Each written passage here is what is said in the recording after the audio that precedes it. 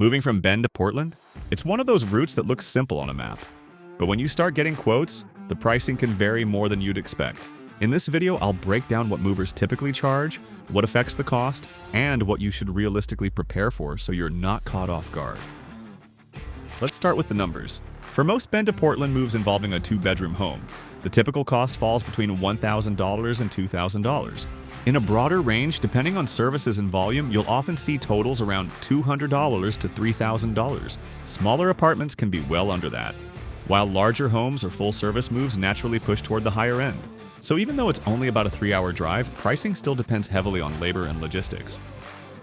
So what actually changes the final price? First, home size and total belongings. A studio move is quick, but a full household means more loading time, more truck space, and more labor. Second, labor structure.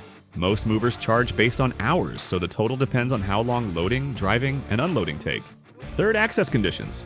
Things like stairs, long driveways, or tight loading areas in either Bend or Portland can slow things down. And finally, service level.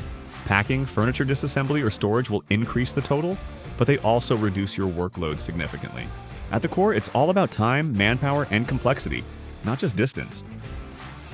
Here's the good news. This is a relatively fast move. Most Bend to Portland relocations are completed in about 1 day, depending on load size and scheduling. In some cases, especially with larger homes or slower access conditions, it may extend into 2 days, but it's still considered a quick regional move. So compared to long-distance interstate relocations, this one is much more straightforward. Now let's talk about the costs that don't always show up in the first quote.